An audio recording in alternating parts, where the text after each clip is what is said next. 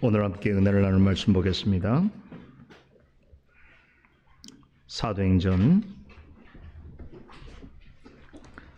28장 21절로 28절 말씀까지 봉독해 올리겠습니다.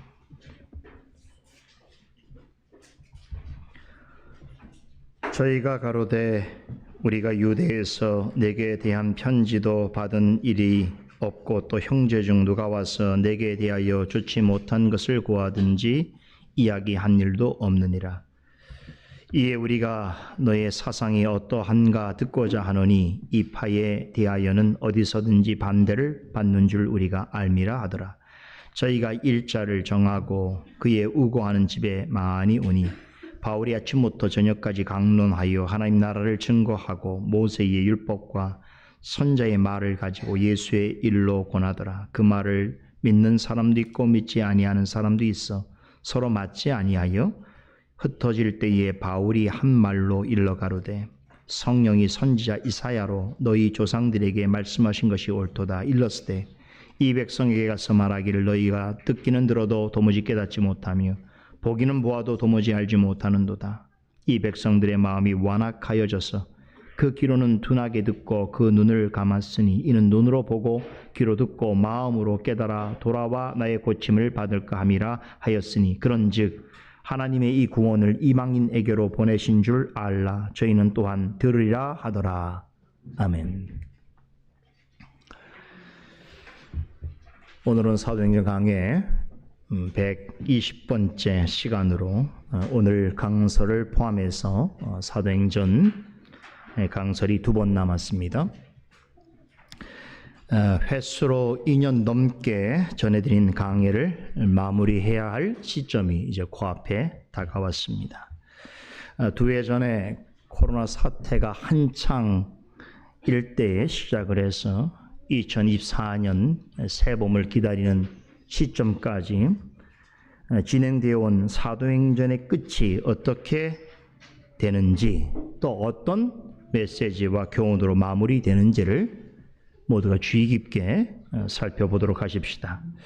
사도행전의 후반부는 바울이 재판받는 과정과 로마에 이르는 과정을 중점적으로 전하고 있습니다. 이 내용이 사도행전 21장에서 27장까지의 내용이었죠. 사도 바울이 신문과 재판을 받는 과정을 아주 상세하게 기록하였습니다. 그런데 바울이 로마로 들어온 이후로 누가는 바울이 로마에 와서 받은 재판 과정이나 결과에 대해서는 침묵합니다.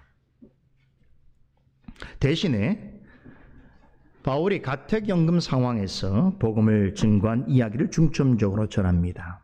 사도행전의 마지막 장인 28장에서 누가는 바울이 로마에서 행한 많은 일들을 과감히 생략하고 유대인 지도자들에게 복음을 전한 이 부분만을 주목하여 기록으로 남겨 우리에게 들려주고 있습니다. 그 후에 진행된 재판 과정에 대해서는 전혀 일체 언급하고 있지 않습니다. 우리는 그 이유를 정확히는 알 수가 없습니다. 다만 지금까지 살펴온 말씀을 근거로 추론해 볼 때 한 가지 확실한 것은 바울이 로마에서 재판을 받는 이야기를 전하는 것은 사도행전을 기록해 하신 성령 하나님의 본래 의도가 아니었다라고 하는 것은 분명합니다. 사도행전은 예루살렘의 오순절 성령 강림 사건이 일어난 예루살렘 중심부에서 성령의 충만함을 입은 사도들이 하나님 나라와 예수 그리스도에 관한 복음을 선포하는 일로부터 시작되었습니다. 그런데 놀랍게도 사도행전의 마지막 역시 당시 세계의 중심이라고 할 수 있는 로마 제국의 심장부에서 바울이 하나님 나라와 예수 그리스도에 관한 복음을 증거했다는 이야기로 맞춰지고 있습니다. 무슨 뜻인가 하면 사도행전의 메시지는 그 시작과 끝이 같다는 말입니다. 한번 확인해 볼까요? 사도행전 1장 한번 보십시다. 사도행전 1장 3절 봅니다. 한 목소리 읽어볼까요?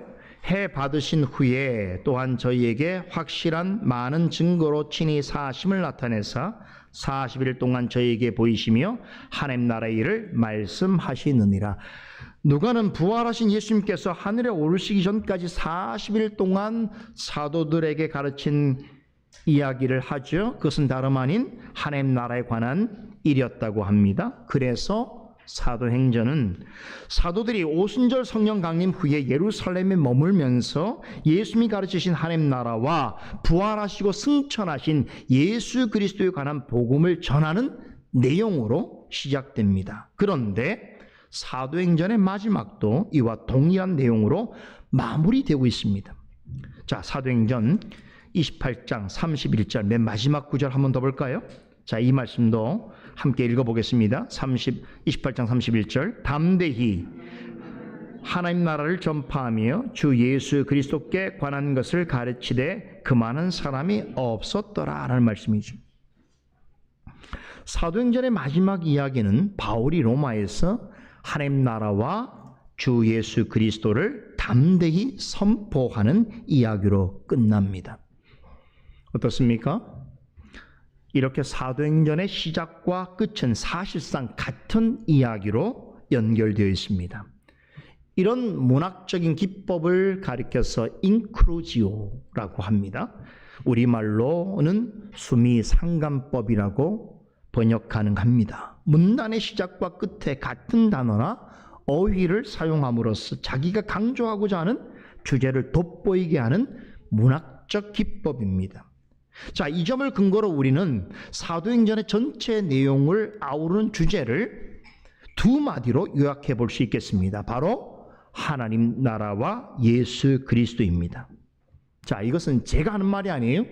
바로 사도행전의 저자인 누가가 직접 우리에게 들려주고 있는 내용입니다.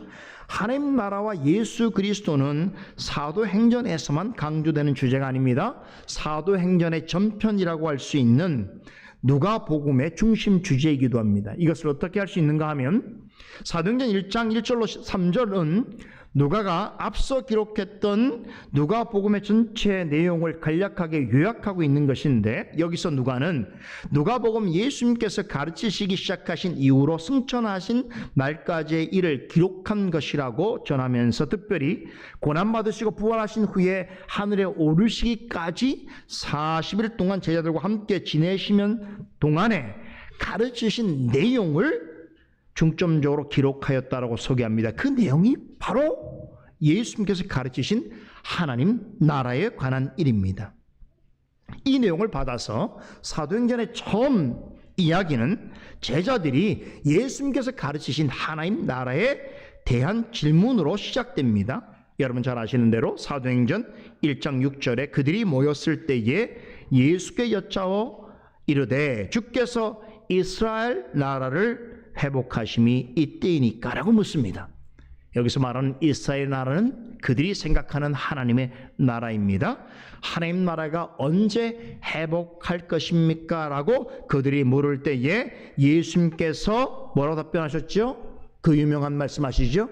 오직 성령이 너희에게 임하시면 너희가 권능을 받고 예루살렘과 온 유다와 사마리아와 땅끝까지 이르러 내 증인이 되리라 라는 말씀을 전하십니다. 즉 사도행전의 실제 이야기는 예수님과 제자들이 서로 하나님의 나라에 대해서 묻고 답하는 내용으로 시작된다는 것입니다.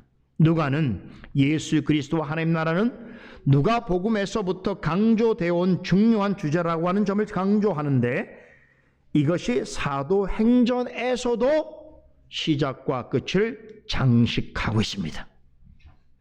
따라서 예수 그리스도와 하나님 나라는 누가복음과 사도행전을 연결해 주는 중심 주제인 동시에 사도행전의 전체 스토리를 끌고 가는 가장 중요한 키워드라고 할 수 있습니다. 이해가 되시죠?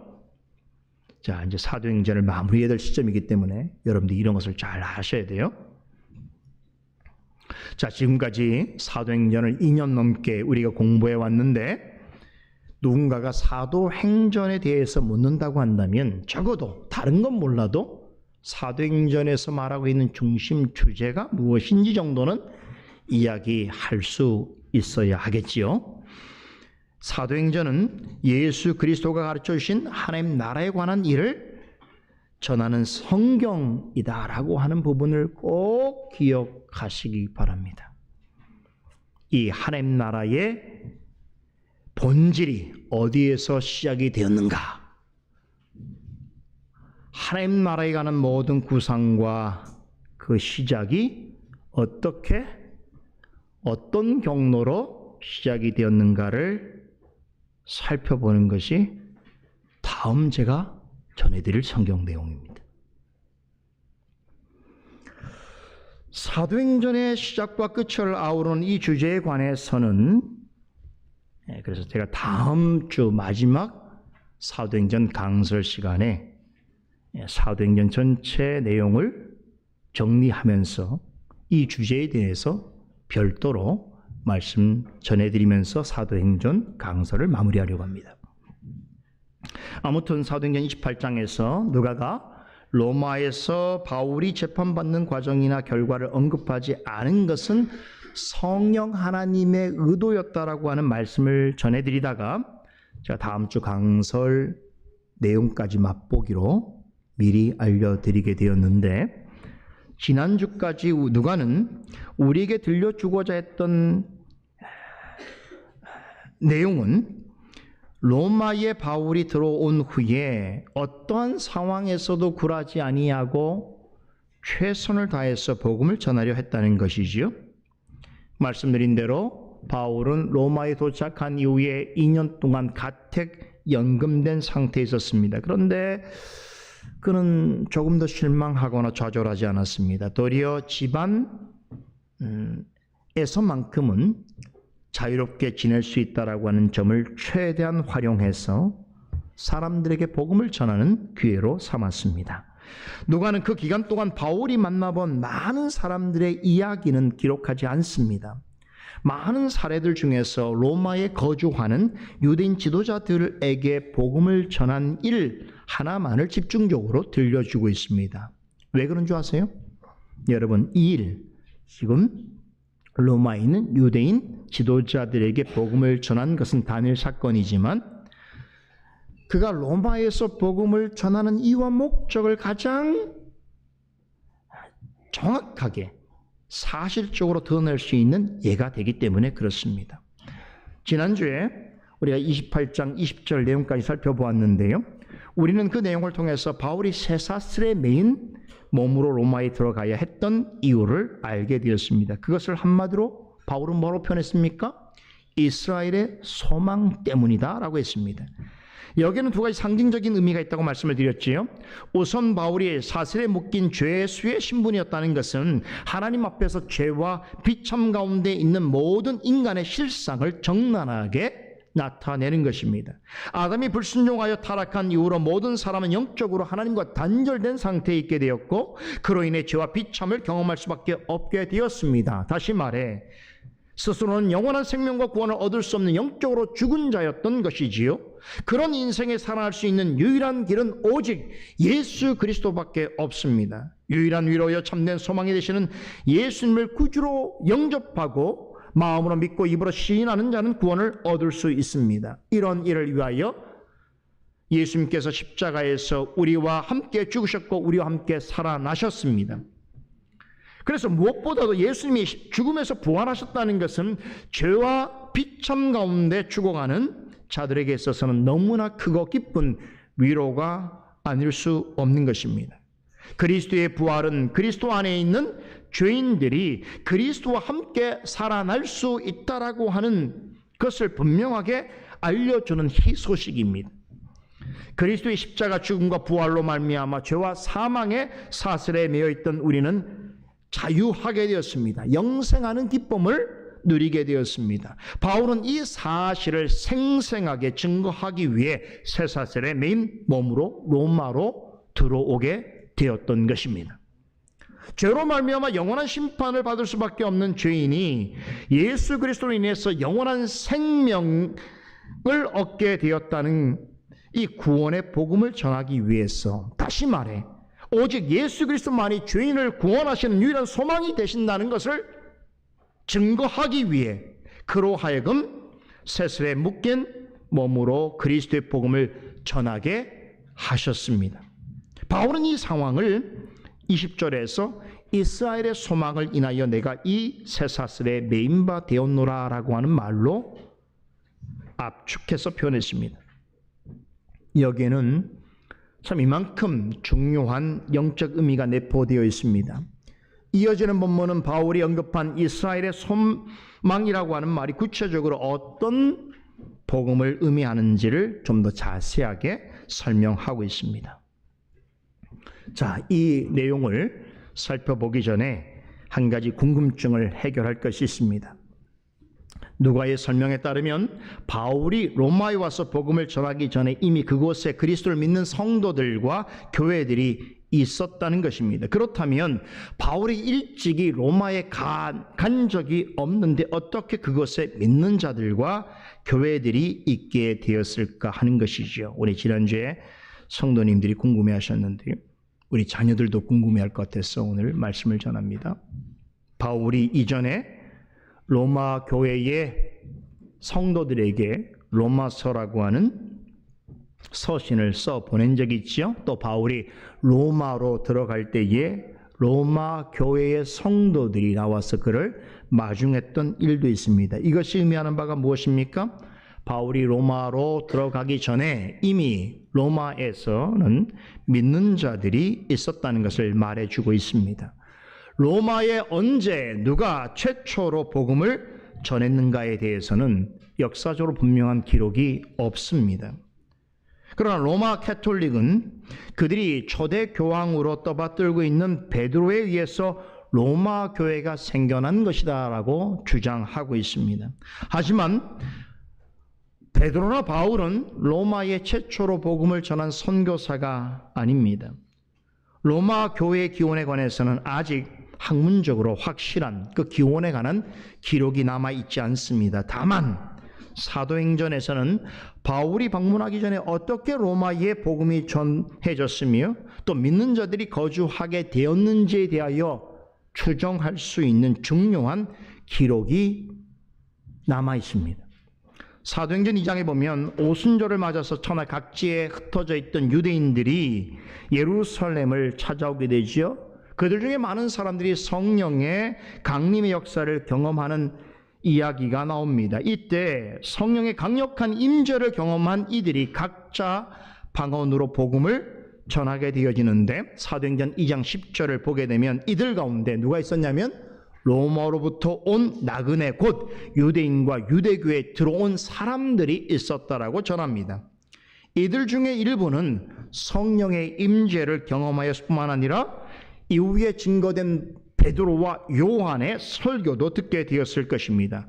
바로 이때 회심한 유대인들이 그리스도인이 되었고 그 후로 로마로 다시 돌아가서 로마에서 믿음의 공동체를 이루었을 가능성이 매우 큽니다. 또 다른 가능성이 있습니다. 오순절 성령 강림으로 예루살렘 교회는 비약적인 성장을 이루게 되지요. 마가의 다락방에서 성령의 임재를 처음 경험한 120명의 제자에서 얼마 지나지 않아서 3,000명이라고 하는 엄청난 규모의 교회로 성장합니다. 그런데 곧이어 나타나는 스데반 집사의 순교 이후에 예루살렘 교회는 엄청난 박해를 받게 됩니다. 사도들과 몇몇 성도들을 제외하고는 거의 모든 성도들이 여러 지역으로 뿔뿔이 흩어지게 되지요. 예루살렘 교회에 휘몰아친 박해는 수많은 성도들로 하여금 유대와 사마리아 지역뿐만 아니라 멀리 소아시아와 유럽 지역에까지 퍼져나가게 됩니다. 디아스포라 현상이 나타나지요. 이때 로마로 이주한 성도들이 있었을 것입니다. 이들에 의해서 로마의 복음이 증거되었을 것이고 이들에 의해서 로마 지역의 여러 교회들이 세워지게 되었을 것입니다. 예루살렘 교회에 임한 이 대대적인 핍박은 놀랍게도 사도행전 1장 8절에 언급된 말씀대로, 즉 오직 성령이 너희에게 임하시면 너희가 권능을 받고 예루살렘과 온 유다와 사마리아 땅 끝까지 이르러 내 증인이 되리라고 하신 이 말씀에 따라서 그 순서대로 복음이 확장되어져 가는 계기를 마련하게 됩니다. 그러니까 먼저 복음이 성령이 임한 이후에 예루살렘으로부터 온 유다 지역을 거쳐서 사마리아 땅과 땅끝까지 복음이 전파되어지게 되는 것이죠. 그 결과 바울이 로마를 처음 방문하였을 때 이미 그곳에는 상당수의 그리스도인들이 거주하고 있었던 것이고 그들에 의하여 세워진 여러 교회들이 있게 되었던 것입니다. 자, 그런데 특이하게도 로마 교회는 이렇게 사도들에 의하여서 세워진 교회가 아니었습니다. 그러므로 로마 교회의 최초 설립자가 베드로였다라고 하는 로마 가톨릭 교회의 주장은 정말 택도 없는 거짓말이고 신화 같은 이야기입니다. 왜 그런가 하면 신약 성경의 내용을 보게 되면 로마 교회가 태동할 즈음에 베드로는 그곳에 없었습니다. 다른 지역에서 사역하고 있었던 것입니다. 로마 교회는 우리가 잘 알고 있는 수리와 안디옥 교회처럼 복음을 전해 들은 일반 신자들에 의해서 자발적으로 생겨났습니다. 여러분, 이것은 대단히 주목해 볼 만한 일이죠. 아직 사도들이 복음을 전하지 않은 지역에서 핍박을 피해서 이주한 성도들에 의해서 로마 교회가 발생했다는 것이지요. 그런데 이것은 또 다른 관점에서 보게 되면 결국 그러므로 로마 교회는 태생 때부터 상당한 약점과 한계를 지니고 있었다는 말이 되기도 하는 것입니다. 만약에 로마 교회가 유대인 그리스도인들에 의하여 세워졌다고 한다면 어떤 교회의 한계를 못 넘었을까요? 갈라디아 지역의 교회의 한계를 못 넘었을 거예요. 그러니까 전통적인 유대주의와 율법주의 패단이 있었을 것입니다. 또 대부분의 성도들이 이방인이어서 이방인들을 주축으로 교회가 이루어졌다면 신학적이고 교리적인 부분이 매우 약했을 것입니다.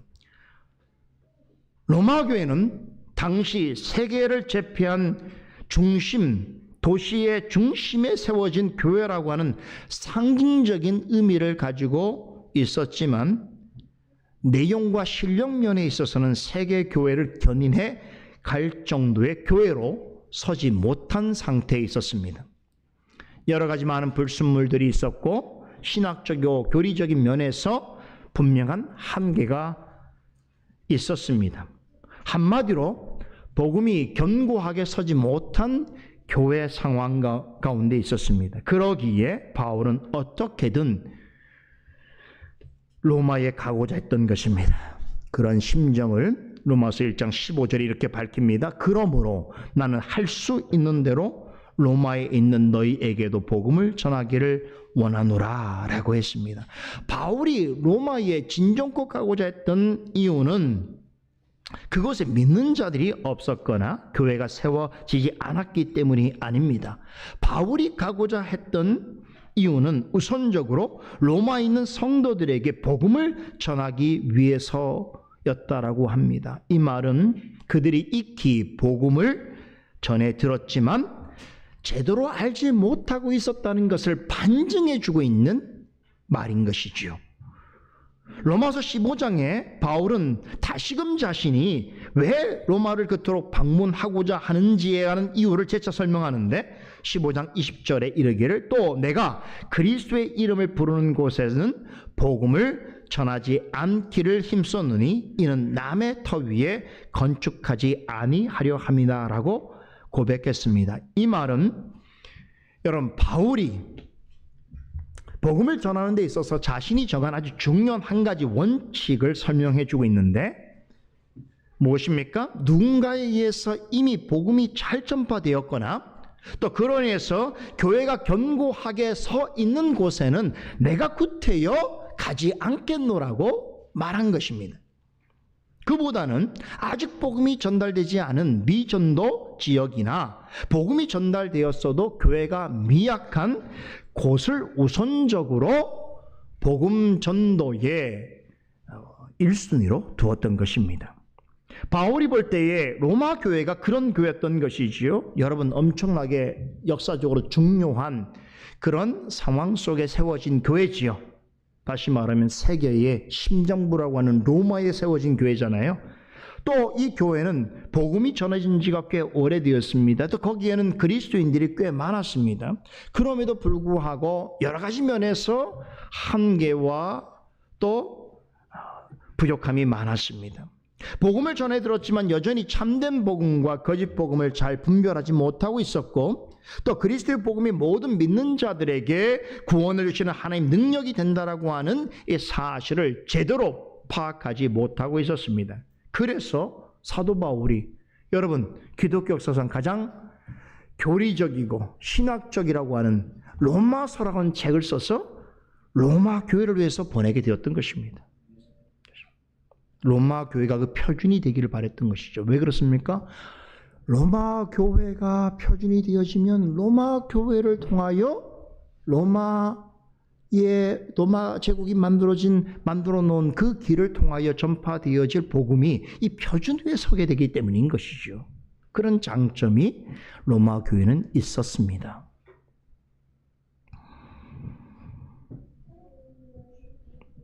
그래서 그는 방문하기 전에 로마서를 써서 보냈던 것이고, 할 수 있는 대로 그것을 방문하여서 거기 있는 많은 사람들에게 참된 복음을 전하기를 간절히 원했던 것입니다. 바울은 사도행전 1장 8절에 언급된 주님의 말씀대로 그리스도의 복음이 예루살렘과 온 유다와 사마리아를 거쳐서 땅끝까지 전파되기를 원했습니다. 그는 당시 사람들이 땅끝이라고 생각했던 곳까지 복음을 전하는 것, 그것은 부활하신 주님께서 자신에게 맡기신 사명이라고 여겼습니다. 땅끝까지 가기 위해서는 반드시 어디를 지나가야 됩니까? 세계의 심장부라고 할 수 있는 로마를 지나야 하는 것이고, 그러기 위해서는 로마에 참된 복음을 전해야 했습니다. 이미 복음이 전파되었지만 견고하지 못할 뿐만 아니라 복음이 로마를 거쳐서 온 세계로 전파되기 위해서는 반드시 로마에 참된 복음을 전파해야만 했던 것입니다. 로마에 반드시 참된 복음 위에 세워진 교회와 성도들이 있어야만 했던 것입니다. 앞으로의 복음 사역을 위해서도 반드시 필요한 일이었던 것이지요. 그러니까 로마 교회와 로마 교회 성도만을 위해서가 아니었던 것이고, 로마 교회를 통해서 복음을 전해들을 세상의 모든 교회와 성도들의 영적인 위익을 위하여 어떻게든 로마에 가서 복음을 전하려 했던 것입니다. 그 큰 그림을 바울이 그리고 있었던 것이죠.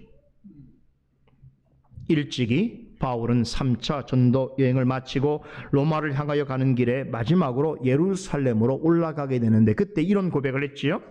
오직 성령이 각 성에서 내게 증언하여 결박과 환난이 나를 기다린다 하시나, 내가 달려갈 길과 주 예수께 받은 사명 곧 하나님의 은혜의 복음을 증거하는 일을 마치려 하면은 나의 생명조차 조금 더 귀한 것으로 여기지 아니하니라라고 고백한 적이 있습니다.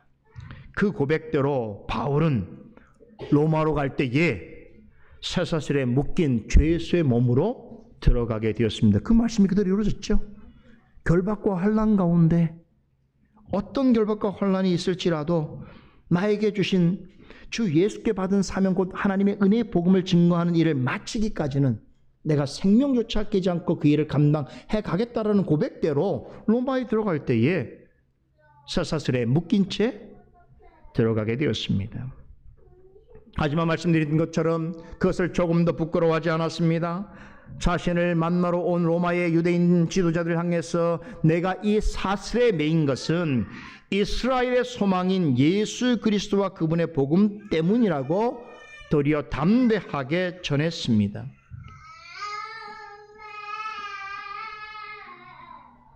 바울은 자신의 외적인 모습이나 그가 처해 있는 형편을 주목하지 말고 지금 자신이 전하고 있는 복음의 귀를 기울여 달라는 심정으로 유대인 지도자들에게 그렇게 말했습니다.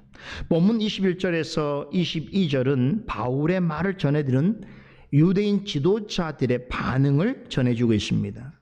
볼까요? 저희가 가로되 우리가 유대에서 내게 대한 편지도 받은 일이 없고 또 형제 중 누가 와서 내게 대하여 좋지 못한 것을 구하든지 이야기한 일도 없느니라. 이에 우리가 너의 사상이 어떠한가 듣고자 하노니 이 파에 대하여는 어디서든지 반대를 받는 줄 우리가 알미라 하더라 라고 그들의 답변을 이해하는데 굉장히 의외지요. 좀 놀라운 내용입니다.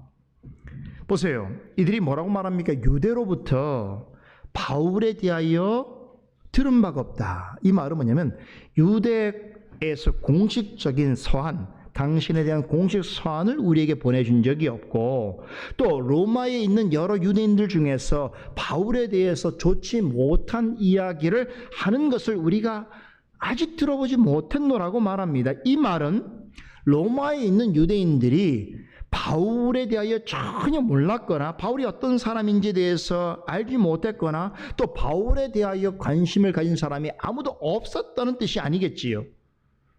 여러분, 아무리 예루살렘으로부터 로마가 멀리 떨어져 있다고 하더라도 로마에 있는 유대인들이 바울과 그가 전하는 복음에 대해서 여러분 어떤 소문과 소식을 듣지 못했을 가능성은 없습니다.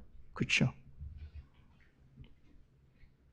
그럼에도 애들이 이렇게까지 말하는 아주 정확한 이유는 우리가 알 수 없으나 다만 이들이 이 말을 통해서 무엇을 말하려고 하는지는 알 수 있습니다. 뭘 얘기하는 거예요? 자신들은 바울에 대하여 어떠한 편견도 가지고 있지 않다는 거예요. 22절 보세요. 우리가 너의 사상이 어떠한가 듣고자 하였다라고 하는 말은 바로 이러한 그들의 생각을 유추해 볼 수 있는 대목입니다. 그러면서 덧붙이기를 바울이 전하는 기독교 신앙을 하나의 종교적 풍파 정도로 알고 있다고 하면서 어디서든지 반대를 받고 있다라고 하는 소문 정도는 들어서 알고 있다는 얘기죠. 이건 방금 전에 한 말하고 다른 말이죠. 그렇죠? 여러분, 분명한 것은 전통적인 유대교의 신앙을 가진 이들에게 있어서 바울과 기독교는 호의적으로 볼 수 있는 대상이 아닙니다. 특히나 유대교의 정신과 전통을 강조하는 유대교 지도자들과 일반 유대인들은 바울과 기독교를 경멸하고 배척해 왔습니다. 여러분, 로마에 거주하는 유대인들, 그 유대인 지도자들이 누구랑 교류를 했겠습니까? 역시 유대인들이겠죠. 그럼 유대인들이 이런 생각을 가지고 있다는 것에 대하여 그들이 전혀 몰랐다라고 볼 수는 없는 것이겠지요. 그렇죠? 설령 진짜 이야기를 듣지 못해도 미루어 짐작해서 알만한 이야기입니다. 그런데 대단히 특이한 것은 바울을 찾아온 로마의 유대인 지도자들은 그동안 우리가 보아왔던 유대인 지도자들과 전통적인 유대주의자들과는 상당히 달랐다는 것입니다. 이들은 바울이 전하는 말을 직접 들어보고 그의 사상, 그가 어떤 것을 이야기하는 것인지를 판단해 보려고 하는 열린 마음을 가지고 있었다는 것은 대단히 다른 점이에요. 여러분, 사도 바울이 오랫동안 전도여행을 당할 때 수많은 유대인들을 만나지 않았습니까? 그런데 아주 작지만 이런 경우가 전혀 없었던 것은 또 아니지요. 물론 대부분의 유대인들은 바울뿐 아니라 그가 전한 복음을 애써 배척했습니다. 그렇죠? 그런데 그 중에 아주 일부는 그가 전하는 복음의 귀를 기울이기도 했습니다. 대표적인 사람이 누굽니까? 바로 2차 전도여행 때 만났던 베레아 사람들 있잖아요. 베레아 유대인들. 이 베레아 유대인들은 바울이 전하는 복음을 오히려 간절한 마음으로 듣고 기꺼이 받아들일 뿐만 아니라 그것이 사실인가를 알아보려고 날마다 성경을 공부했다라고 했습니다. 이런 사람들도 있었지요. 로마 유대인 지도자들은 이 정도 급은 아니어도 다른 지역의 유대인들에 비하여서 본다면 기독교에 대하여 대단히 호의적이고 관용적인 태도를 취한 사람들인 것은 분명합니다. 그래서 자신들이 듣고 있는 소문만으로 바울을 판단하려 하지 않고 직접 그가 하는 말을, 그의 사상을 들어보겠노라고 하는 생각을 가지고 있었던 것입니다. 아마도 예상컨대 로마라고 하는 이 큰 당시 세계 최고의 도시죠. 이 도시에 살아가게 될 때에 아마 여러 종류의 사람들과 여러 사상들을 접하게 되어지는 과정 속에서 어떤 자신들의 전통과 규범에 집착하는 일반 유대인들과는 조금 더 개방적인 사고를 지니게 된 것은 아닌가. 그래서 사실 유대인들도요, 지역에 따라, 도시에 따라 다릅니다. 어떤 도시에 유대인들 거주하는 그 행태가 도시가 갖고 있는 특징에 따라서, 도시에 살고 있는 사람들의 형태에 따라서 다르거든요. 아마 로마도 그러지 않았을까. 그렇죠? 로마는 개방적이고 다양한 사회였기 때문에 아마 이곳에 살고 있는 많은 유대인 지도자들도 그런 영향 속에서 어떤 사상에 대해서도 개방적이고 일단은 들어보고 판단하려고 하는 그런 태도를 취했을 가능성이 있습니다. 아무튼 자, 이들의 이런 태도는 바울에게 있어서는 대단히 고무되는 일이죠. 굉장히 긍정적인 기대감을 갖게 만들기에 충분했습니다. 그도 그럴 것이, 여러분, 바울과의 두 번째 만남을 누가 먼저 제안합니까? 그들이 먼저 제안해요. 바울에게 다시 만나서 이야기 나눌 것을 제안합니다. 그래서 그들이 정한 날에 다시 만나게 되었습니다. 놀랍게도 두 번째 만남에서는 더 많은 사람들이 바울의 거처를 찾았습니다. 생각해 보세요. 지금 바울은 구금된 상태에 있어요.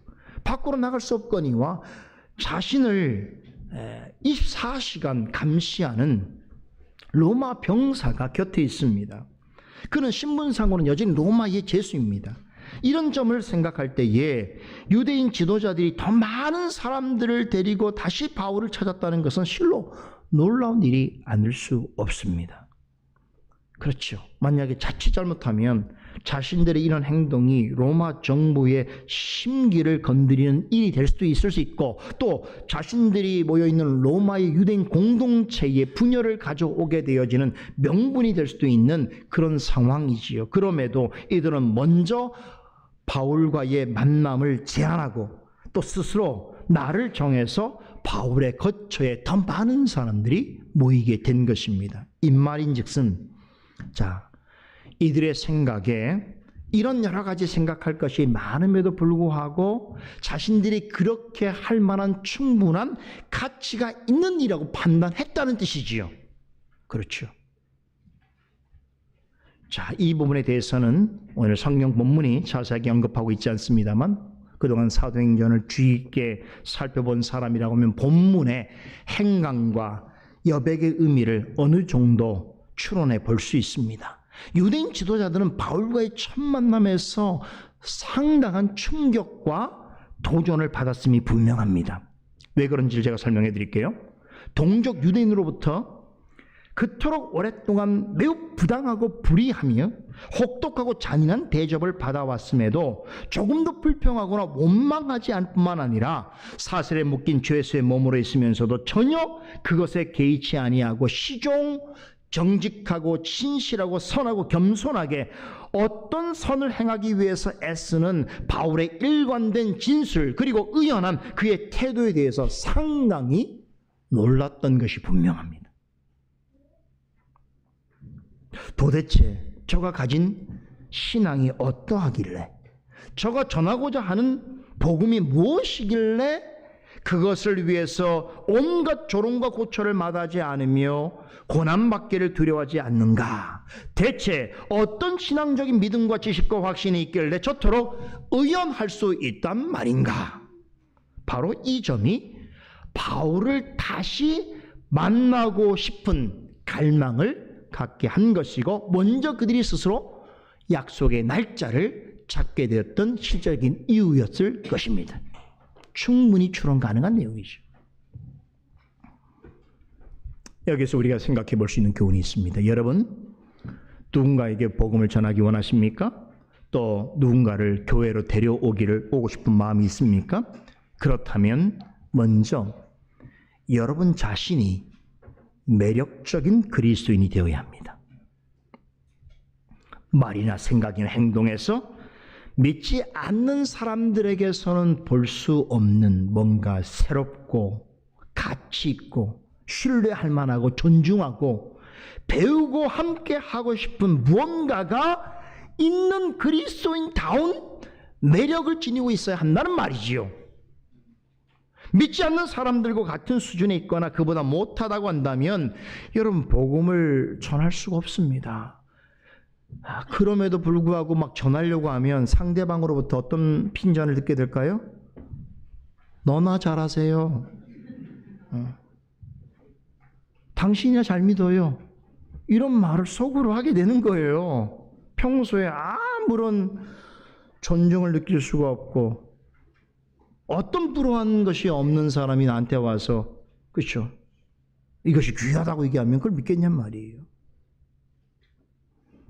오늘 한국교회가 지금 전도와 선교에 있어서 이렇게 큰 어려움을 당하고 있는 이유 중에 한 가지가 바로 이런 부분이 있는 것이죠. 그런데 바울은 어느 누구에게도 신앙을 강요한 적이 없습니다. 자신이 믿는 바가 옳다는 것을 증명하기 위하여 가십적인 행동을 하거나 듣는 사람에게 애걸복걸하지 않았습니다. 여러분, 복음은 애걸복걸하는 게 아니에요. 믿어주세요. 제발 교회 좀 가주세요. 이게 복음이 아니에요. 복음은 캐리그마예요. 선포예요. 선포. 네. 주인된 자에게 선포하는 거예요. 애걸복걸해서 교회를 겨우 데리고 오는 것이 전도가 아닙니다. 억울하게 사슬에 매인 죄수의 신분으로 있으면서도 바울은 기회가 주어질 때마다 항상 겸손하고 당당하게 복음을 전했습니다. 바울의 이런 모습에 유대인 지도자들은 큰 도전과 감동을 받았음이 분명합니다. 그래서 그들은 바울이 전하려고 하는 사상이 무엇인지에 대해서 듣고 싶었던 것입니다. 그래서 먼저 만남을 제안하였고 약속한 날에는 더 많은 사람들을 데리고 바울의 거처를 찾게 되었던 것입니다. 자, 얼마나 멋진 일입니까? 그죠? 자, 이게 복음의 가치죠. 그죠? 입으로만 전하는 것은 쉽진 않지만 누구라도 할 수 있어요. 그렇죠? 뭐 그런 훈련도 있습니다. 뭐 복음 전한다고 해서 어떤 기법이나 어떤 말들을 배워서 그걸 가서 막 그렇게 써먹으면 된다라고 하는 그런 훈련을 하는 전도 기법들이 있습니다만 그 말로만 하는 전도지요. 여러분, 그러나 복음을 전하는 것은 말로 되지 않습니다. 전하는 자의 믿음과 행위가 여러분 일치된 모습으로 전제되어야 합니다. 믿음이 있노라 하면서 행위가 뒤따르지 않거나 행함은 있는데 믿음으로부터 나온 것이 아니라고 한다면 그리스도인다운 신앙이라고 할 수가 없겠지요. 여러분 주변에 있는 불신자들이 여러분에게 대하여 어느 때에 매력을 느끼고 존중감을 가지는지 아십니까? 자신과 현저하게 다르다고 생각할 때입니다. 그냥 다른 것이 아니라 나와는 차원이 다르구나. 와, 사는 게 참 멋지구나. 저의 신앙은 참 고상하구나 라고 하는 생각을 가질 때에 불신자라도 믿는 사람의 말과 생각을 존중하고 때로는 귀를 기울이게 되는 것입니다. 왜 우리는 복음을 전하는 일에 있어서 늘 실패하는가?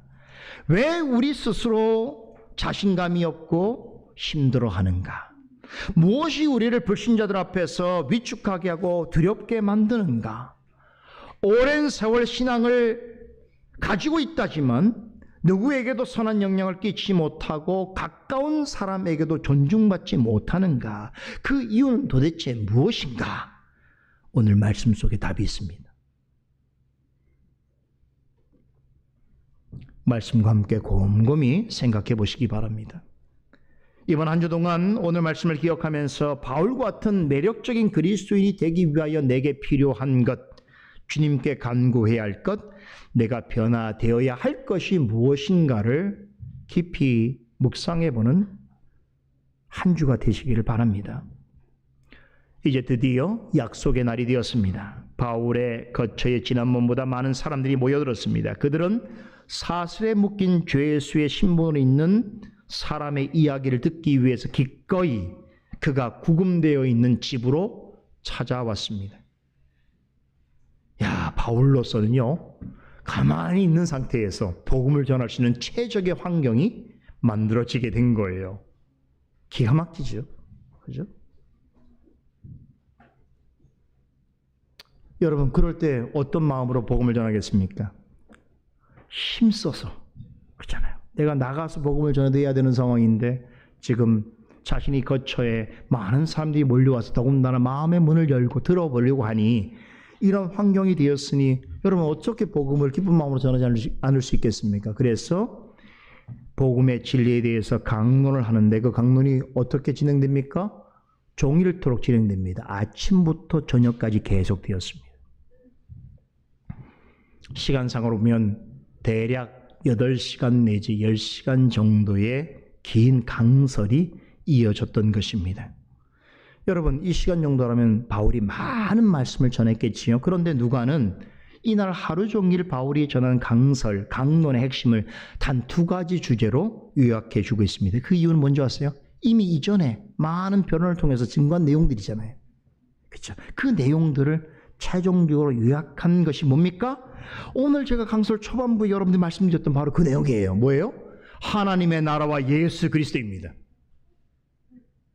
그래서 제가 약속한 대로 다음 주에는 이 부분이 너무나 중요하기 때문에 사도행전 강설을 제가 마치면서 이 부분에 관해서만 특별히 말씀을 전하려고 해요. 사도행전에 언급되어지는 하나님 나라, 그렇죠? 너무 중요한 거예요. 본문 23절 내용과 관련해서 복음을 전하는 일에 관련해서 한 가지 또 중요한 교훈을 생각해 보려고 합니다. 자, 유대인 지도자들이 약속된 날에 여러 사람을 데리고 바울의 거처를 찾았다라고 하는 내용을 제가 전해드리면서 자, 우리가 주목해야 될 점이 복음을 전하는 자의 그리스도인의 인격과 태도의 면에 대해서 강조해 드렸는데요. 자, 그런데 이 모습을 보게 되면 23절 후반부의 내용은 복음을 전하는 데 이것보다 훨씬 더 본질적이고 중요한 일이 있다는 것입니다. 그게 뭘까요? 그것은 성경 말씀에 근거해서 전해야 한다는 것입니다. 우리가 가져야 될 매력적인 태도보다 더 중요한 것은 내가 전하는 내용이 말씀에 일치한 것인가 하는 것입니다. 바울은 강론 내내 모세의 율법과 선자들의 말을 가지고 하나님 나라와 예수 그리스도에 관한 것을 전했습니다. 여기서 말하고 있는 모세의 율법과 선자의 말은 구약 성경을 가리키겠지요. 바울은 유대인들에게 구약 성경을 이용해서 하나님 나라와 예수 그리스도에 관한 복음을 설명했다는 것입니다. 자, 대단한 것이죠. 구약을 통해서 지금 복음을 강설하고 있는 거예요. 그죠? 물론 당시에는 유대인들은 구약 성경만 가지고 있었던 것이고 신약 성경은 기록되고 있는 중이었습니다. 완성되려면 한참 멀었지요. 그런 상황에서 바울은 복음서와 사도행전을 관통하는 복음의 핵심 주제가 되어지는 하나님 나라와 예수 그리스도에 관한 일을 전할 때에 철저하게 구약 성경에 의존하고 그것을 인용했다는 것입니다. 그것은 구약과 신약이 실은 하나님의 하나의 복음을 전하고 있다는 사실을 확신하고 있었기 때문입니다. 하나님 나라와 예수 그리스도라고 하는 말은 신약 성경에만 나오죠. 구약 성경에는 이 표현이 없습니다. 하지만 그렇다고 해서 구약 성경에 그 개념까지 없다라고 말할 수가 없습니다. 구약 성경에는 하나님 나라와 예수 그리스도를 예시하는 말씀들이 무진장 많습니다. 아주 간단하게 정리하면 구약이 하나님 나라와 그리스도에 대한 하나님의 약속에 대하여 기록한 책이라면 신약은 하나님 나라와 그리스도에 대한 하나님의 성취를 증거하는 책이다. 아주 간단하죠? 구약은 하나님의 약속이라면 신약은 하나님의 성취를 기록하고 있다라는 것이죠.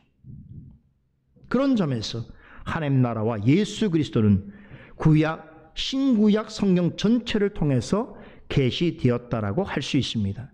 이런 이유로 종교개혁자들은 구약과 신약을 동등한 하나님의 말씀으로 여겼습니다. 신구약 성경 속에서 동일한 언약과 동일한 복음을 찾았습니다. 바울은 이러한 정신에서 특히 유대인들에게 복음을 전할 때는 항상 구약 성경의 내용을 연결지어서 설명하기를 좋아했습니다. 복음을 전할 때에 간혹 이런 태도를 취하는 분들이 있습니다. 내가 경험한 하나님 나라, 내가 생각하는 예수 그리스도를 더 중요하게 이야기하는 분들이 있어요. 그러니까 분명히 주제는 하나님 나라와 예수 그리스도인데 내가 경험하고 내가 생각하는 하나님 나라와 예수 그리스도를 증거한다는 것이죠. 그러나 아무리 진지하게 하더라도 오직 성경과 전체 성경에 근거한 내용이 아니라면 온전한 복음이라고 할 수 없습니다. 복음은 간증과 다릅니다. 간증은 성격상 내 생각, 내 경험에 관하여 말하는 것이 주를 이루지만 복음은 내 생각과 내 경험을 전하는 것이 아닙니다. 철저하게 말씀에 근거해야 합니다. 그래서 사도 바울은 서신서를 보낼 때에 때로 복음을 에베소 1장 13절에서는 진리의 말씀이라고 했고 골로새 1장 5절에서는 복음의 진리라는 말로 표현했습니다. 복음은 곧 진리입니다. 진리는 곧 하나님의 말씀입니다. 그러므로 복음을 전하려면 하나님의 말씀을 잘 알아야 하는 것입니다. 왜 우리가 평소에 하나님의 말씀을 잘 듣고 배우고 확신한 일에 거해야 하는가? 복음을 잘 이해하고 잘 전하기 위해서입니다. 그래서 평소에 바른 복음을 전할 수 있도록 준비된 상태에 있어야 돼요. 그렇게 차곡차곡 삶 속에서 복음을 잘 이해하고 또 복음을 전할 준비를 하고 있을 때에 복음을 전할 기회가 찾아옵니다. 그럴 때에 어떻게 해야 될까요? 사랑과 겸손한 태도로 복음을 전해야 합니다. 그리스도인다운 매력적인 태도로 복음을 전해야 합니다. 내가 상대방을 어찌해 보겠다라고 하는 교만한 생각을 버리고 성령께서 전하는 나의 마음의 지혜와 용기를 주시고 듣는 자로 하여금은 복음을 잘 이해하고 받아들일 수 있도록 그의 마음을 주장해 달라고 하는 간구를 가지고 복음을 전해야 합니다. 복음을 전할 때 굉장히 중요한 부분이지요. 여러분, 아무리 매력적인 모습을 지니고 있다고 하더라도 그 사람이 하나님의 말씀에 대하여 무지하거나 성경의 가르침과 다른 내용을 복음으로 전한다면 이것은 하나님만 못한 결과를 초래하게 될 것입니다. 복음을 전할 때에 그리스도인다운 멋진 태도를 유지하는 것도 매우 중요하지만 그보다 더 신경 써야 할 것이 있다면 그것은 바로 전하는 내용입니다. 그런데 우리는 어떻습니까? 여러분, 한 번 본 영화도 한 번 연휴 때 몰아보기 한 외국 드라마까지도 내용이 뭔 줄 알고 캐릭터 분석까지 하면서 그렇게 오래 듣는 하나님의 말씀에 대해서는 물어보면 아는 게 없어요. 2년 동안 사도행전을 듣고 배웠는데 사도행전이 무엇을 전하는 말씀이냐 물어보면 머리를 긁고 있단 말이에요. 머리가 빈 상태로 있단 말이에요. 과연 이것이 올바른 태도인가? 그리스도인다운 모습인가를 생각해 보셔야 돼요. 하나님은 우리에게 가장 귀하고 좋은 시간으로 정말 그 은혜의 액깃을 모아서 이 주일날 우리에게 매일 선물하는데 나는 시간이 지나서 이 시간의 의미가 하나도 나에게는 의미가 없는 시간이다라고 생각하는 것은 하나님께 불순한 짓을 하고 있는 겁니다. 그냥 예배 시간에 나와 있는 것만 해서 여러분들이 하나님께 최선을 다하는 것이 아니라는 거예요. 하나님 주시는 선물을 귀하게 여길 줄 알고 그것을 잘 활용해야 됩니다. 그러려면 생각해야 되죠. 말씀을 묵상할 줄 알아야죠. 말씀의 의미가 뭔지를 상고할 줄 알아야 되겠죠. 그러나 드라마나 영화 보는 것보다 말씀을 듣는 것을 제대로 하지 않으니 어떻게 영적인 성장이 있을 것이며 그런 성도가 나가서 복음을 제대로 전할 수 있겠습니까? 그죠? 다른 사람들 얘기하는 거 제가 옛날 만났던 사람들, 여러분 얘기 아닙니다.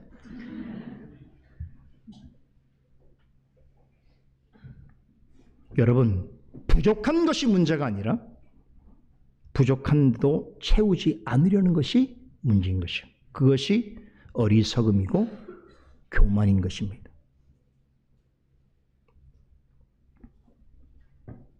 우리는 살면서 복음을 전할 기회를 수도 없이 만나게 될 것입니다.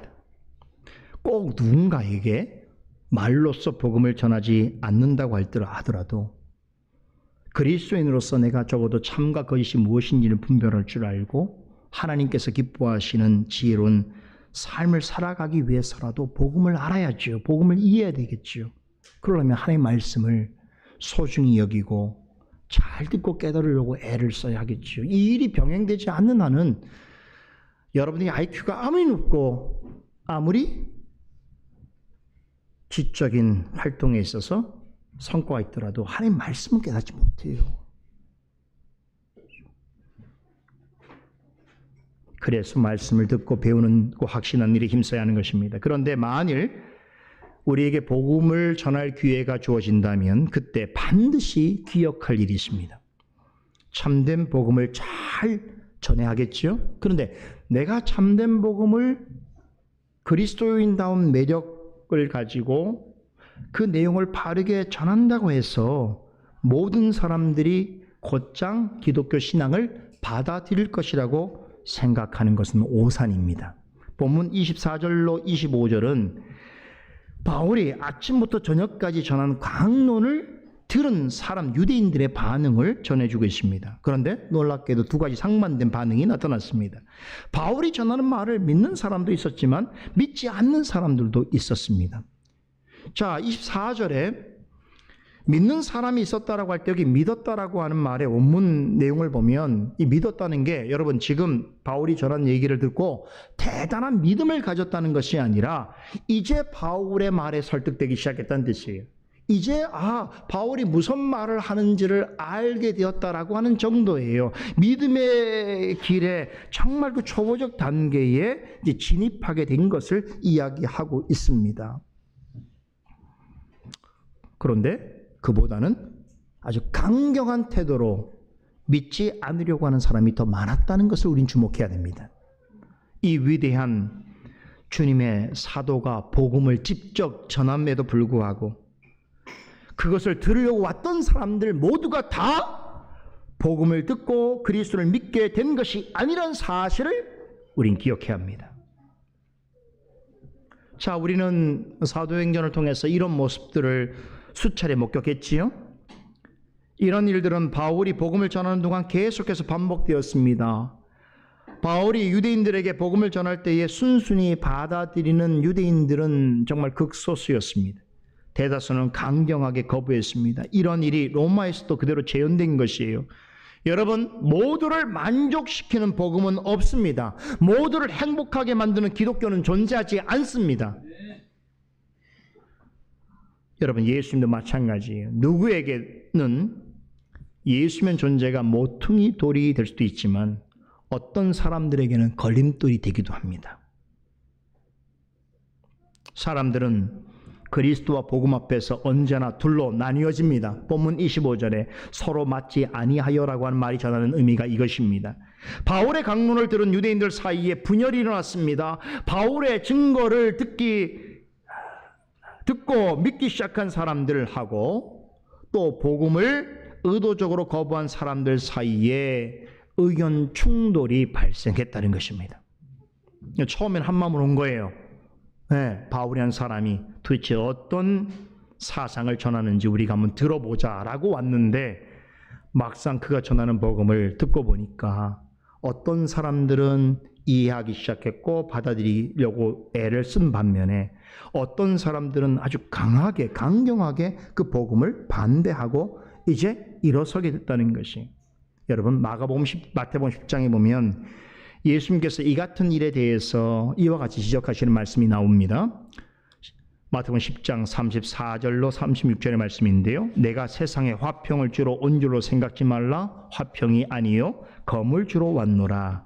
내가 온 것은 사람이 그 아버지와 딸이 그 어머니와 또 며느리가 시어머니와 불화하게 하려 함이니 사람의 원수가 자기 집안 식구니라 라는 말씀이 있습니다. 예수님께서는 자신이 전하시는 복음으로 인해서 가정과 사회가 갈등과 분쟁을 경험할 수 있다라고 예고하셨습니다.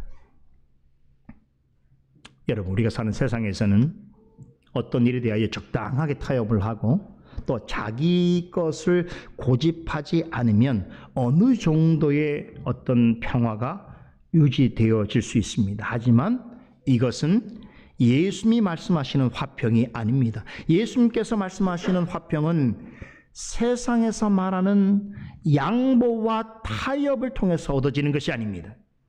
진정한 화평은 부단한 자기 부인과 영적인 싸움을 통해서 얻어지는 것입니다. 다시 말해서 참된 평화는 거짓과 불의와의 끊임없는 투쟁으로 얻어지는 것입니다. 빛과 어둠, 진리와 비진리, 의와 불의는 물과 기름과 같은 것입니다. 아무리 섞으려도 하나가 될 수 없습니다. 신앙과 진리 영역에서는 어떤 경우에서 양보하거나 타협해서는 안 되는 것들이 있다는 것이지요. 예수님이 주시는 참된 평화를 얻으려면 일단 거짓되고 불의한 화평을 먼저 몰아내야 하는 것입니다. 주님의 화평을 여러분이 누리시려면 내 마음속에 거짓된 것, 불의한 것과 화평을 누리고 있는 것을 박살내야 돼요. 그걸 끄집어내야 돼요. 그래야 참된 평화를 누릴 수 있는 것입니다.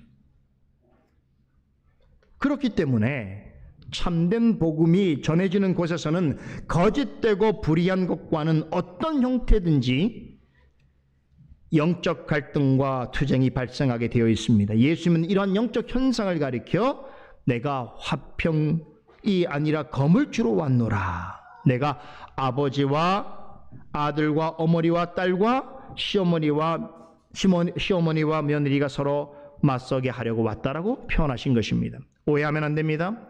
예수님께서 화평이 아니라 불화와 반목을 일으키기 위해서 오셨다는 뜻이 결코 아닙니다. 아까 말씀드린 것 같이 예수님이 어떤 사람에게는 모퉁이 돌이 되시지만 어떤 사람에게는 걸림돌로 여겨질 수 있습니다. 그렇듯이 참된 복음은 어떤 사람에게는 생명으로 인도하는 길이 되지만 다른 어떤 사람들에게는 사망에 이르게 하는 길이 되기도 합니다.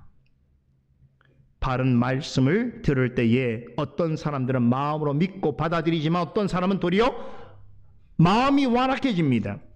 참된 말씀이 선포되어지는 자리에는 항상 영적인 불일치와 분리가 발생하게 되어 있습니다. 다시 말씀드리지만 모든 사람을 만족해 하고 누구나 다 구원으로 인도하는 복음이란 없습니다.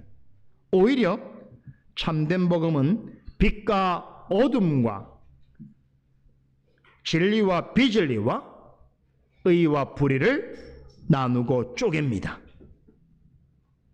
참된 복음은 하나님을 믿을 것인지 우상을 믿을 것인지 하나님을 섬길 것인지 거짓 신들을 섬길 것인지 좁은 길로 갈 것인지 넓은 길을 고집할 것인지를 둘 중에 하나를 택하라고 요구합니다. 이런 까닭에 참된 복음 앞에서는 믿는 자와 믿기로 하는 자와 믿지 않기로 결정하는 자 사이에 분리가 일어나게 되어 있습니다. 참된 복음은 같은 집에 살아도 참된 복음으로 인해서 믿는 자와 믿지 않는 자가 나뉘어집니다. 자, 그렇기 때문에 이런 생각하면 안 돼요. 내 부모님이 신앙생활 잘하니까 나도 자동으로 구원받겠지. 우리 집은 대대로 기독교 신앙을 가진 집안이니까, 내 배우자는 잘 믿고 있으니까, 내 가족 중에 목사가 있고 장로가 있고 집사가 있으니까 나는 어떻게라도 구원받겠지라고 하는 생각은 예수를 믿지 않고도 구원받을 수 있다라고 생각하는 것만큼이나 반기독교적이고 비성경적인 발상입니다. 로마서 10장에서 사도 바울은 구원 얻는 신앙을 이렇게 설명합니다. 로마서 10장 9절로 10절에 내가 만일 내 입으로 예수를 주로 시인하며 또 하나님께서 그를 죽은 자 가운데서 살리신 것을 내 마음에 믿으면 구원을 얻으리라. 사람이 마음으로 믿어 의에 이르고 입으로 시인하여 구원에 이르느니라 라고 했습니다. 13절에서는 누구든지 주의 이름을 부르는 자는 구원을 받으리라 라고 했습니다. 이러한 구원 얻는 신앙을 얻도록 하시기 위해 세상에 복음 전하는 자들을 두시고 복음을 들을 수 있는 기회를 주셨으며 복음을 들을 때에 돌이키고 깨닫는 은혜를 주십니다. 수현이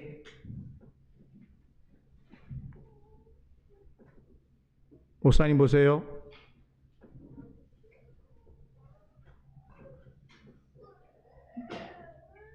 예, 데리고 나갔어요.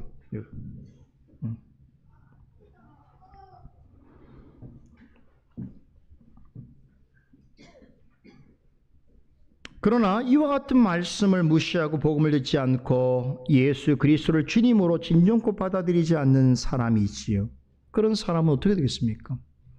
구원을 얻지 못하는 것은 당연하겠거니와 최종적으로 하나님의 무서운 심판을 피할 수 없게 되는 것입니다. 바울은 이 사실을 본문 26절로 27절에서 이사야서 6장 9절로 10절 말씀을 인용하여 설명합니다. 바울은 많은 유대인들이 강설을 들은 이후에 도리어 마음이 완악하여 그 자리를 떠나려고 할 때에 그들을 향해서 이사야서 말씀을 선포했습니다.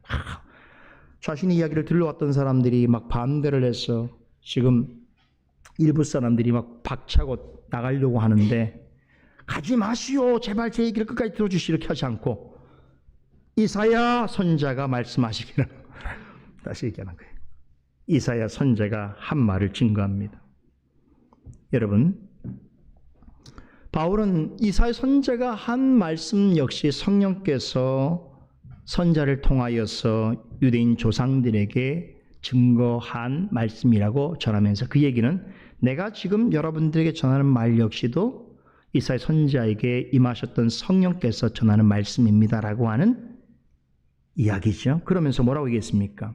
이 백성에게 가서 말하기를 너희가 듣기는 들어도 도무지 깨닫지 못하며 보기는 보아도 도무지 알지 못하는도다. 이 백성들의 마음이 완악하여져서 그 귀로는 둔하게 듣고 그 눈을 감았으니 이는 눈으로 보고 귀로 듣고 마음으로 깨달아 돌아와 나의 고침을 받을까 함이라 하였다라고 이사야 선지자가 이스라엘 백성 즉 이들 유대인들의 조상들에게 전한 말씀을 전하면서 이사야 선지자가 그렇게 말한 것이 옳았다라고 표현했습니다. 자, 그럼 어떤 점에서 이사야 선지자가 유대인 조상들에게 한 말이 옳았다는 것인가 하면, 자, 하나님께서는 이사야 선지자를 통해서 이스라엘 백성의 죄악을 신랄하게 지적하셨을 뿐만 아니라 그들에게 구원 얻을 기회와 방법을 충분하게 전해주셨습니다. 하지만 유대인 조상들은 이사야 선지자가 전하는 하나님의 말씀을 귀담아 듣지 않았고 끝내 거부하였습니다. 그들은 복음을 듣는 자리에 있었으면서도 의도적으로 길을 막았고 눈을 감았습니다. 오히려 복음을 듣고서 마음이 더 완악해졌습니다. 그렇다면 왜 바울은 지금 이사야서를 인용하고 있는 것인가?